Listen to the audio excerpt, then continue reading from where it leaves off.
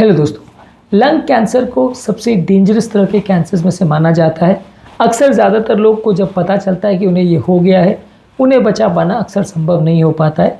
इसलिए बहुत ज़्यादा ज़रूरी है कि सही समय पर हम इसके लक्षणों को पहचानें और इसका इलाज के लिए डॉक्टर के पास जाएं।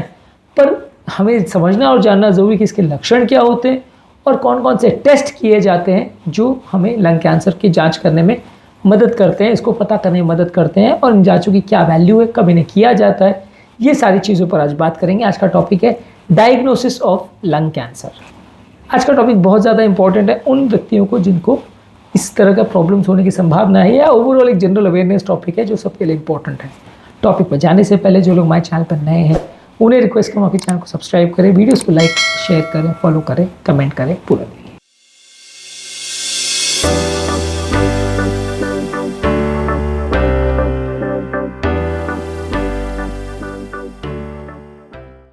सबसे पहले तो हिस्ट्री के बेसिस पे यदि किसी व्यक्ति को कुछ ऐसे सिम्टम्स आ रहे हैं जो कि लंग कैंसर की तरफ पॉइंट करते हैं, जैसे किसी व्यक्ति को बिना किसी कारण के खांसी हो रही है, खांसी में कफ आ रहा है, बहुत ज़्यादा कमज़ोरी हो रही है, श्वास लेने में तकलीफ़ हो रही है, वज़न कम हो रहा है, अगर इस तरह के कोई भी फीचर्स दिख रहे हैं जो कि कैंसर की तरफ पॉइंट करते हैं, खासकर लंग कैंसर की तरफ, तो आपको ज़्यादा सावधानी रखने की ज़रूरत है।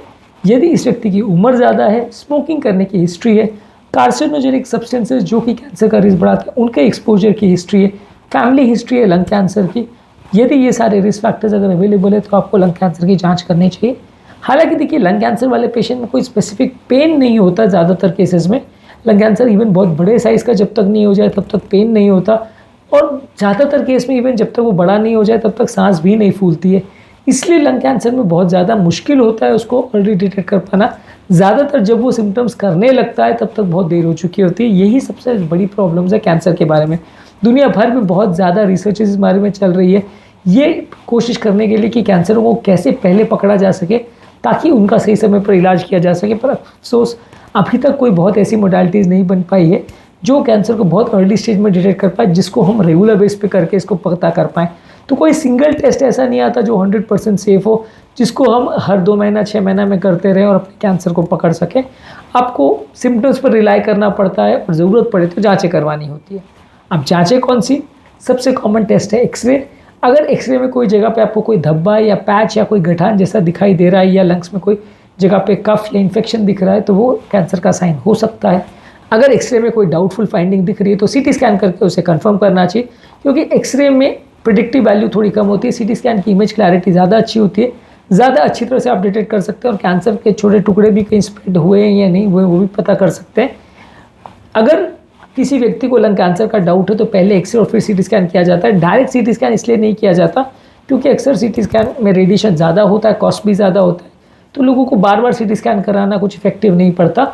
यदि सीटी स्कैन में कुछ कंफर्म होता है प्रॉब्लम तो फिर आप नेक्स्ट स्टेप में बायोप्सी या पेट स्कैन वगैरह करते हो, पर पहला इन्वेस्टिगेशन ज़्यादातर केस में एक्सरे फिर सीटी स्कैन होता है। ज़्यादातर केस में कॉन्ट्रास्ट या with non contrast CT scan दोनों किया जा सकता है, डिपेंड करता है कि क्या इमेजिंग की रिक्वायरमेंट्स है उस पर। अगले स्टेप में आता है कैंसर का टुकड़ा निकालना यानी बायोप्सी करना। ज़्यादातर केस में कैंसर की डायग्नोसिस बिना बायोप्सी के और कौन सा टाइप का कैंसर है ये डिसाइड करना बिना बायोप्सी के पॉसिबल नहीं होता। इसलिए ज़्यादातर केस में आप कैंसर का टुकड़ा निकाल के उसकी जाँच करते हो। टुकड़ा निकालने के लिए ज़्यादातर केस में आप नीडल बायोप्सी करते हो, जिसमें वहाँ पे एक नीडल डाल के अल्ट्रासाउंड गाइडेंस में या सीटी गाइडेंस में आप उसका टुकड़ा निकाल के उसको पैथोलॉजी जांच के लिए भेजते हो। इसके अलावा आप ब्रोंकोस्कोपिक गाइडेड बायोप्सी करते हो। ब्रोंकोस्कोपिक बेसिकली जैसे एंडोस्कोपी अन्य नली के अंदर देखने के लिए ट्यूब होती है, वैसे ही श्वास नली के अंदर देखने की ट्यूब होती है। इसको श्वास की नली के अंदर आप डालते हैं और कोई सस्पिशियस एरिया जहाँ पे आपको कैंसर का डाउट लग रहा है वहाँ पे आप ब्रोंकोस्कोपी ले जाके वहाँ पे उसका टुकड़ा निकालते हैं। इसके अलावा थोरैकोस्कोपी और मीडियास्टेनोस्कोपी में थोड़ा इन्वेजिव ज़्यादा होता है। इसमें इंसिजन या चीरा लगा के आप उस कैंसर तक पहुंचते हो। उसमें स्पेसिफिकली डिज़ाइन कैमरा होता है जिसके माध्यम से आप उस जगह तक पहुंचते हो। उस चेस्ट कैविटी में इमेजिंग गाइडेंस का भी प्रयोग कर सकते हो ताकि कहाँ पे आपको पहुंचना है वो पता रहे। उसके माध्यम से उस जगह पर पहुँच के कैमरा की गाइडेंस से आप उसका टुकड़ा निकालते हैं, उसकी जाँच करते हैं। इसके अलावा एक होता है सर्जिकल बायोप्सी, जिसमें आप बड़ी सर्जरी करते हैं। उसमें आपको छाती को खोल करके डायरेक्टली उसका टुकड़ा निकालते हैं और वीडियो असिस्टेड थोरैकोस्कोपिक सर्जरी यानी VATS सर्जरी मोड काफ़ी हद तक यूज़ किया जाता है।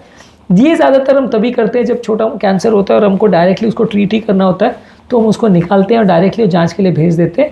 पर बहुत बड़े या फैले हुए ट्यूमर्स या कैंसर्स के लिए डायरेक्टली सर्जरी के लिए नहीं जाते, पहले बायोप्सी द्वारा या ब्रोंकोस्कोपी द्वारा उसका टुकड़ा निकालते हैं, उसकी जांच करते हैं, उसके बाद डिसीजन लेते हैं सर्जरी का। पर ये भी कुछ कुछ केसेस में बायोप्सी अगर पॉसिबल नहीं है तो इसको भी यूज़ किया जा सकता है। ये बड़ी सर्जरी तरह से हो जाता है, थोड़ा इन्वेजिव हो जाता है। इसके बाद कौन से टाइप का कैंसर है वो कंफर्म करने के लिए पैथोलॉजिस्ट उसको माइक्रोस्कोप में देखता है, कौन से सेल का टाइपिंग है, उसके बेस पे non small cell lung carcinoma है और उसमें भी एडिनोकार्सिनोमा, स्क्वैमस सेल कार्सिनोमा या लार्ज सेल कार्सिनोमा कौन सा टाइप है ये डिफाइन करेगा। और नहीं तो फिर दूसरा small cell carcinoma, small cell carcinoma में सेल्स का टाइप अलग दिखता है माइक्रोस्कोप में, तो इससे आप पता कर सकते हो कौन से टाइप का कैंसर है। उसके बेसिस पे ट्रीटमेंट स्ट्रैटेजी अक्सर काफ़ी चेंज होती है। इसके अलावा आप कुछ मॉलिक्यूलर जेनेटिक एनालिसिस कर सकते हैं, जैसे EGFR म्यूटेशंस और ALK रीअरेंजमेंट्स, जो कि लंग कैंसर के लिए थोड़े मार्कर्स होते हैं, तो इसके बेसिस पे भी आपको कुछ इन्फॉर्मेशन मिल सकती है। ये सारी चीज़ों को डायग्नोज करने के बाद आप मल्टीपल चीज़ों से स्टेजिंग करते हो कैंसर का, कि कैंसर कौन से स्टेज में है।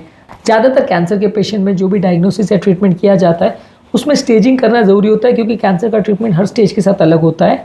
जितना अर्ली स्टेज है उतना पेशेंट के बचने के या सर्वाइवल के चांसेस अच्छे होते हैं, जितना लेट स्टेज होता है उतना सर्वाइवल के चांसेस कम हो जाते हैं।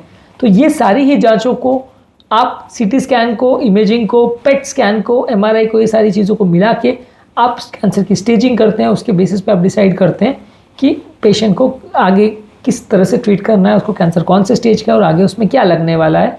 PET स्कैन में बेसिकली आप ये देखते हो कि कैंसर के सेल्स में कितना लाइफ है, कितने एक्टिव सेल्स हैं, कितना जल्दी जल्दी मल्टीप्लाई कर रहे हैं और कैंसर के स्प्रेड तो नहीं हो गया, वो देखने के लिए। कुछ स्पेसिफिक केसेस में आप MRIs को भी यूज़ कर सकते हैं, कुछ स्पेसिफिक केस में आप दूसरे बॉडी के हिस्सों का भी CT स्कैन कर सकते हो। जैसे लंग कैंसर में भी आप पेल्विस का या ब्रेन का भी CT स्कैन, MRI कर सकते हो, ये देखने के लिए वहाँ स्प्रेड तो नहीं हो गया कैंसर। तो ये सारी जाँचें अक्सर की जाती है और इन जाँचों के माध्यम से डिसाइड किया जाता है कि आगे क्या करना है।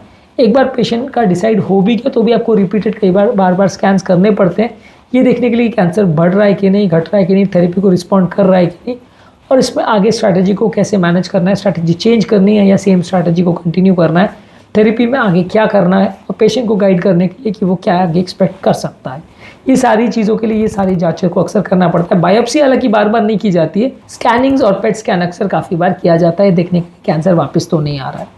तो आज के टॉपिक में हमने बात करी लंग कैंसर के डायग्नोसिस के बारे में और लंग कैंसर की डायग्नोसिस के लिए क्या क्या चीज़ें यूज़ की जाती है, इस बारे में हमने बात करी।